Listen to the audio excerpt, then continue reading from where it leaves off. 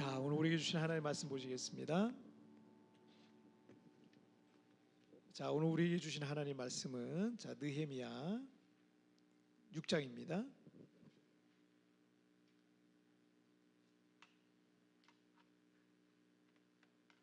자, 느헤미야 6장 10절부터 14절까지의 말씀.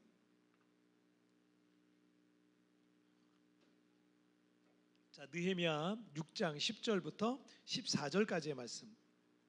한 절씩 교독할 때 6장 10절 말씀 제가 먼저 봉독해 올리겠습니다. 이후에 무헤다벨의 손자 들라야의 아들 스마야가 두문불출하기로 내가 그 집에 가니 그가 이르기를 그들이 너를 죽이러 올 터이니 우리가 하나님의 전으로 가서 외소 안에 머물고 그 문을 닫자. 저들이 반드시 밤에 와서 너를 죽이리라 하기로 내가 이르기를 나 같은 자가 어찌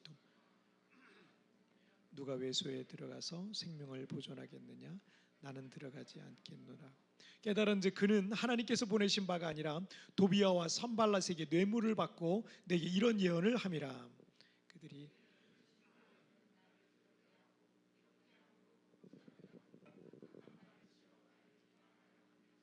다 같이요.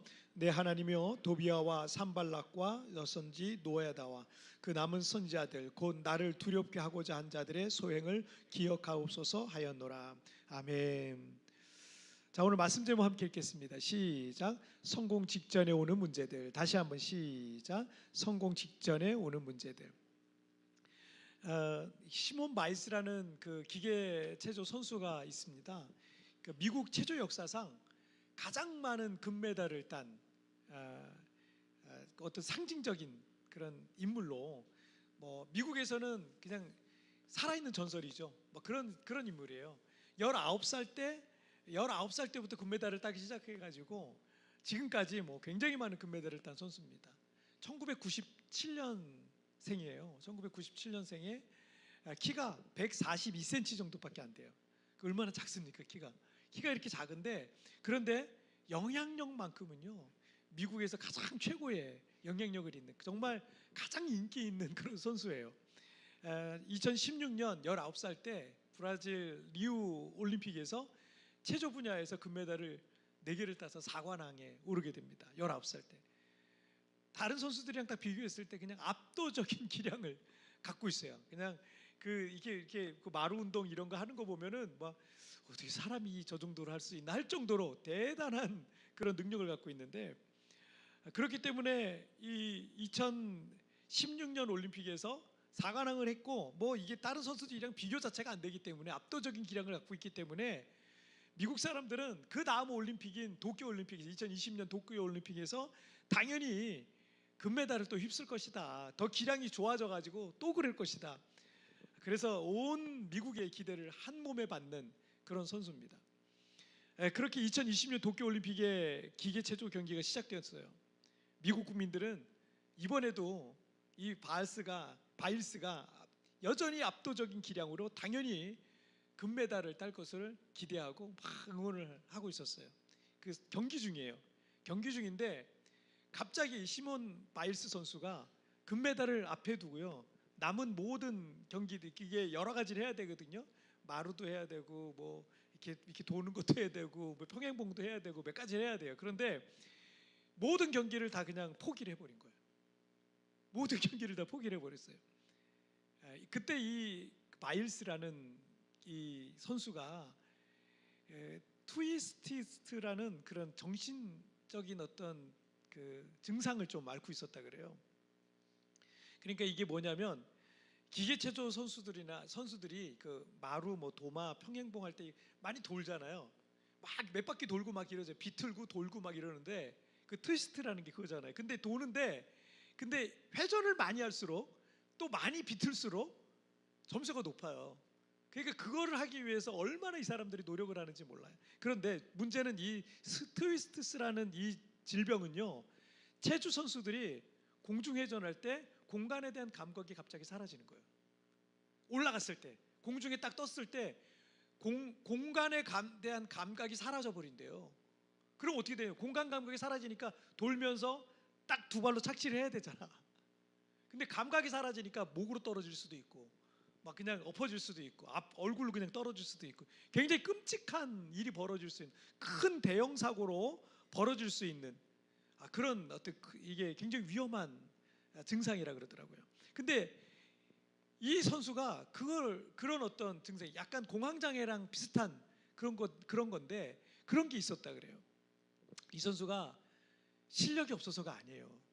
정말 전 세계에서 가장 체조를 잘하는 선수예요. 현 시대 체조의 전설이고 상징이고 심볼과 같은 그런 선수예요. 하지만 이 온 미국인들의 기대를 한 몸에 받고 금메달에 대한 어떤 압박을 받으면서 그동안 잘해오던 것도요, 이런 정신적인 문제를 갖고 있으니까 못하는 거예요. 아니, 능력이 없는 게 아닌데 이걸 못하는 거예요. 그래서 2016년 이 사관왕의 시몬 바이스 선수가 2020년 도쿄올림픽에서는요 단 하나의 금메달도 딸 수가 없었다 그래요. 저도 그때 그 뉴스로 저는 봤거든요. 갑자기 그만둔 거예요. 갑자기 잘 못하겠다고 막 이러는 거예요. 막 갑자기 그런 일이 생긴 거예요. 그래서 아마 전 세계 사람들이 아마 깜짝 놀랐고 미국인들도 굉장히 놀랐을 거예요.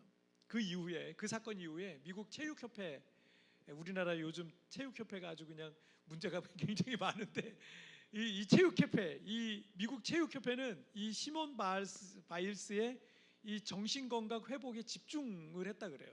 계속 이 정신을 치료하기 위해서 굉장히 노력을 했대요. 그리고 다시 돌아온 그녀의 세 번째 올림픽, 이 세 번째 올림픽인 2014년 이 파리에서 그녀는 다시 세계 금메달을 목에 걸 수 있었다 그럽니다. 나이도 많죠. 이제는 나이도 체조 선수치고는 나이가 꽤 많은 편에 속하는데 금메달을 여전히 세 개를 땄대요. 여러분, 분명 나는 잘할 수 있는데, 내가 저걸 정말 잘할 수 있는 일인데, 내가 그걸 실패할 확률은 전혀 없는데, 그럼에도 불구하고 우리가 승리와 성공을 눈앞에 두고 그리고 그 모든 것을 포기할 수밖에 없는 가장 큰 원인 중에 하나는요, 두려움이라는 거예요. 우리의 마음속에 두려움이라는 게 시작이 되잖아요.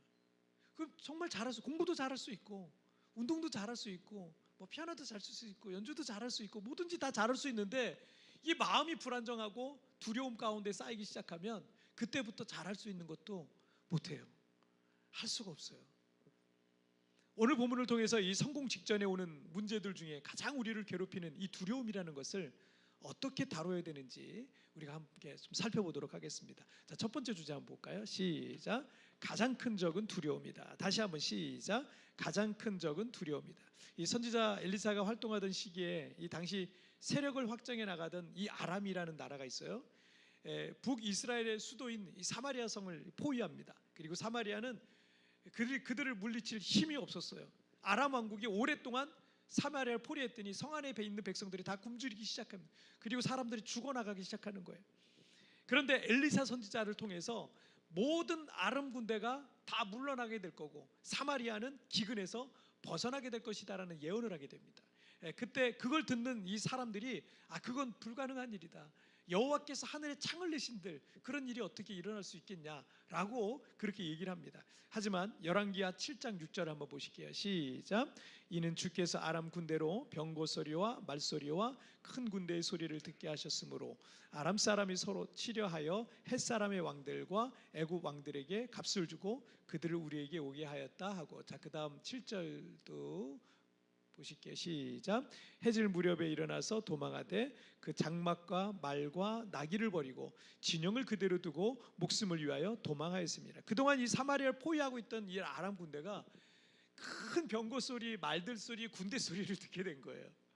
그걸 듣게 되면서 이 사람들이 뭐라고 지금 말하고 있어요? 이스라엘 사람들이 헷사람의 왕들과 애굽 왕들에게 돈 주고 용병을 했다. 용병을 구했다. 돈 주고 그들을 군대를 사서 우리에게 오게 했다. 이제 우린 다 죽었다라고 그런 두려움이 임했던 겁니다. 갑자기. 그래서 모든 걸 버려두고 자기 목숨을 위해서 도망했다라는 그런 성경의 기록이 있어요. 그런데 여러분, 다른 나라의 군대가, 이 성경을 아시는 분은 다른 나라의 군대가 아람을 치러 왔나요? 안 왔어요? 안 왔어요? 왔어요? 안 왔어요? 안 왔어요.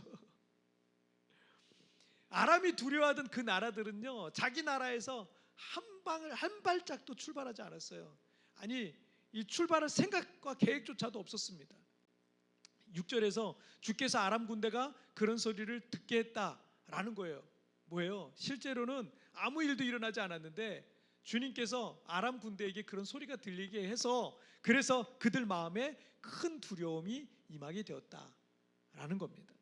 사사기에도 보면 우리가 잘 아는 기드온의 300용사 이야기가 있어요. 당시 이스라엘을 약탈하고 착취하던 미디안의 13만 5천 명의 이 연합군이 쳐들어왔을 때, 약탈하러 쳐들어왔을 때 여러분 기드온은 단 300명의 군사로 그들과 싸워서 승리했어요. 여러분 이유가 뭔지 아세요? 왜냐하면 하나님께서 미디안 군대의 마음에 두려움이라는 걸 심어줬어요. 기드온이라는 사람을 엄청 두려워하게 했어요. 여러분 이렇게 두려움이라는 거는요, 사람의 모든 용기와 능력조차 다 꺾어요. 우리 학생들이 더 잘할 수 있거든요. 우리 집사님들 더 잘할 수 있어요. 우리 청년들 훨씬 더 잘할 수 있어요. 더 잘할 수 있는데 두려움이라는 게 자꾸 임하면 그동안 갖고 있었던 용기와 능력과 지혜와 재능과 이런 것까지 다 꺾어져요. 하나님께서도 여러분 우리를 도우시기 위해서 때로는 우리의 대적에게 그런 두려움을 심어줘서 우리를 도우시잖아요. 그런데 반대로 오늘은 반대의 경우를 좀 살펴보는 거죠. 여러분 악한 마귀도 이 사실을 너무나 잘 알아요.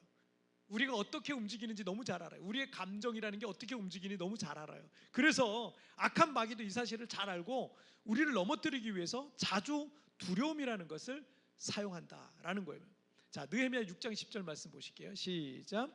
이후에 느헤다달의 손자 들라야의 아들 스마야가 두문불출하기로 내가 그 집에 가니 그가 이르기를 그들이 너를 죽이러 올 터이니 우리가 하나님의 전으로 가서 외서 안에 머물고 그 문을 틀자.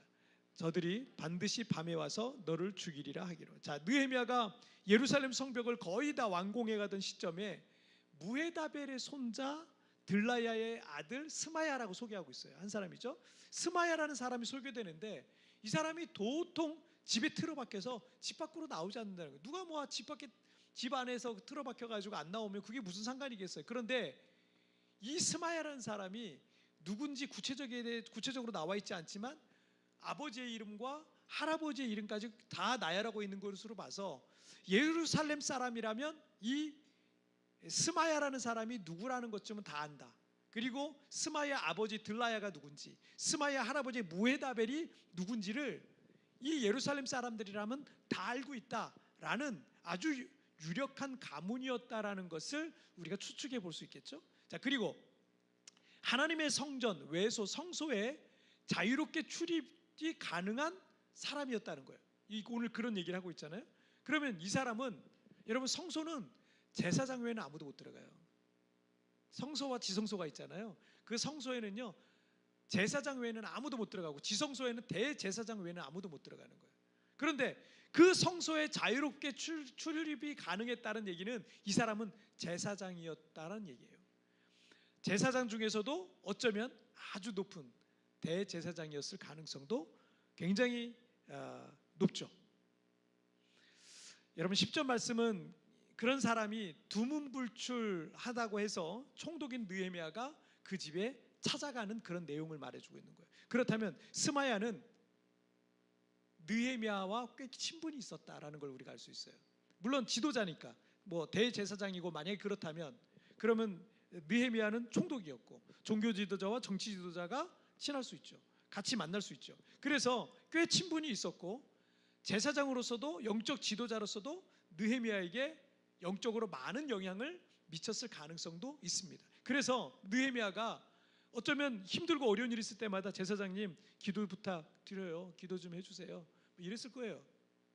그런 기도 부탁도 하고 또 하나님 말씀도 배우던 예루살렘의 영적 지도자였다. 당시에는 성경이라는 거를요 여러분 아무나 볼 수가 없잖아요. 제사장들 외에는 볼 수가 없어요. 서기관들 제사장들 외에는 성경을 볼 수가 없는 거예요. 그러니까 그런 영적 지도자로부터 느헤미야와 좋은 관계 속에 있었어요. 그런데 문제가 느헤미야는 혹 그가 아픈지 어떤지 걱정이 되는 마음에 스마야의 집에 찾아간 거예요. 찾아갔는데 그런데 대적들인 산발락과 도비야 등 그들이 스마야가 이런 말을 하는 거예요. 느헤미야한테 그들이 너를 죽이러 올 거니까 우리가 하나님의 성전으로 가서 성소 안에 들어가서 문을 닫고 숨어 있자. 내가 기도하는데 깊은 밤에 대적들이 와서 너를 암살할 것이라는 하나님께서 그런 응답을 내게 주셨어 라고 말하는 거예요. 그런 예언을 한 거죠. 자, 느헤미야가 가장 믿고 따르던 영적 지도자가 그런 예언을 했으니 여러분 마음에 두려움이 안 생기겠어요? 그리고 그렇게라도 해야 목숨을 부지할 것 같다라는 마음이 왜 안 들겠습니까? 그런데 여러분 11절 말씀 보시기. 11절 읽겠습니다. 시작. 내가 이르기를 나 같은 자가 어찌 도망하며 나 같은 몸이면 누가 외소에 들어가서 생명을 보존하겠느냐. 나는 들어가지 않겠노라. 여기 이제 외소가 이제 성소를 말합니다. 자, 느헤미야는 율법에서 금하고 있는 일반인들은 못 들어가게 돼 있어요. 성소에. 율법의 제사장만 들어갈 수 있는 성소에 자기가 하나님의 말씀을 어겨가면서까지 거기 들어가서 목숨을 건지고 싶은 그런 마음이 들지 않는다라는 얘기예요. 그래서 들어가지 않겠다라고 대답합니다. 그런데 12절에 의하면 나중에 보니까 선지자이면서 제사장이기도 했던 이 스마야는 하나님의 말씀을 받은 게 아니라 대적들인 도비아와 산발렛에게 뇌물을 받고 그런 거짓 예언을 했다라는 거예요. 그걸 나중에 알게 된 거예요. 자, 13절 말씀을 보실게요. 시작. 그들이 뇌물을 준 가득은 나를 두렵게 하고 이렇게 함으로 범죄하게 하고 악한 말을 지어 나를 비방하려 함이었더라. 만약 느헤미야가 성소에 들어갔다면 그는 율법을 범한 자가 되겠죠. 그럼 그런 소문이 막 퍼지게 될 때 지도자로서 이게 굉장히 치명적인 어려움이 생기는 거예요. 또 하나의 비방거리가 되는 겁니다. 무엇보다 이 일을 통해서 나를 두렵게 하고라는 말처럼 느헤미야의 마음에 두려움을 주고자 했던 겁니다. 이제 예루살렘 성벽에 성문만 달면 느헤미야의 모든 꿈과 비전은 다 이루어지는 겁니다. 성공 직전에 사탄이 선택한 전략은 그 마음에 두려움과 절망을 심어주려고 하는 계략을 지금 꾸미고 있었던 거죠. 무엇이든 성공 직전이 여러분 가장 큰 위기입니다. 전에 세부에 자전거 타고 이렇게 높은 언덕이나 산을 오를 때 보니까 정상 직전이 가장 큰 위기가 오더라고요. 가장 힘들어요. 죽을 힘을 다해서 거기까지 갔는데 항상 정상 직전에 포기하고 싶은 마음이 제일 크더라고요. 그런데 우리 인생도 비슷합니다. 우리 12학년 우리 친구들도 우리 교회에 나오는데 우리 12학년 우리 고3 친구들이 밤에 잠을 줄여가면서 힘을 다해서 공부하고 있는데 이제 입시가 얼마 남지 않았잖아요. 그런데 이 시기가 공부하고 싶은 마음 포기하고 싶은 마음 또는 두려운 마음이 가장 클 때예요. 공부가 안 되는 거예요. 공부가 안 되는 거예요. 그래서 이 포기하고 싶은 마음이 든다는 거는 지금까지 여러분이 얼마나 노력하고 거기까지 왔는지 그걸 보여주는 거죠. 여러분이 힘을 다해서 거기까지 왔다는 얘기. 그러니까 자꾸 포기하고 싶은 마음이 들 거예요. 또 한 가지는 이제 정상이 얼마 남지 않았다라는 걸 말해줍니다. 우리 성도들이 무엇인가를 도전하고 어떤 꿈과 비전을 향해 나아가고 있는데 자주 두려움이라는 것이 여러분을 괴롭히고 있다면 그거는요 사탄이 여러분을 멈추게 하려는 전략이에요. 그만큼 성공도 얼마 남지 않았다는 것을 말하기도 합니다. 해가 뜨기 직전이 가장 어둡다 그러잖아요. 정상 직전이 가장 큰 고비와 위기가 오는 거랑 마찬가지예요. 제1차 세계대전이 끝나고 1929년 세계 경제 대공황이 세계 최고의 이 풍요를 누리던 미국을 대혼돈에 빠뜨렸습니다. 주가는 폭락하고 기업들은 다 도산하고 사람들은 대량 실직에 몰아쳐서 이 미국 국민들은 큰 불안과 두려움에 떨게 됩니다. 1933년 미국의 32대 대통령에 취임하던 프랭클린 루즈벨트 대통령이 취임사에서 이런 말을 해요. 우리가 두려워할 것은 두려움 그 자체뿐이다 라는 말을 합니다. 결국 그는 국민들의 두려움을 가라앉히고요. 그리고 경제 대공황을 수습하고 연이어 발생한 세계 제2차 세계대전을 승리로 이끌고 그리고 미국 역사상 유일한 4선 대통령이 됩니다. 유일하게 4번 대통령이 돼요. 그리고 여러분 그런데 그 루즈벨트 대통령이 하반신 마비로 휠체어를 탄 상태로 대통령이 취임한 거 아세요? 그는 하반신 마비로 휠체어 타고 대통령이 취임한 사람이에요. 그럼에도 불구하고 루즈벨트가 여러분 평생 싸웠던 것은 두려움 그 자체였어요. 사탄은 지금도 우리의 마음에 두려움을 던지고 있지만 여러분 그거 아무것도 아니에요. 믿음으로 돌파하시길 바랍니다. 하나님께서 나와 함께 하심을 여러분 믿으시길 바랍니다. 자, 우리 두 번째 주제 보실게요. 시작. 기도가 두려움을 이긴다. 다시 한번 시작. 기도가 두려움을 이긴다. 자, 우리가 꿈과 비전을 향해 달려가다가 가장 큰 위기와 고비는 성공의 문턱 바로 직전에 만나는 경우가 많다 그랬죠. 그때까지 죽을 힘을 다해서 거기까지 올라왔고 모든 것을 희생하고 포기하면서까지 그 꿈과 비전에 올인하면서 달려온 겁니다. 하지만 우리 안에 두려움이라는 것은요, 우리를 한순간에 그 성공 앞에서 엎드려뜨리는 거예요. 그 두려움이라는 것은 언제든 찾아올 수 있고 여러 가지 방법으로 우리를 두려움에 빠지게 만드는 겁니다.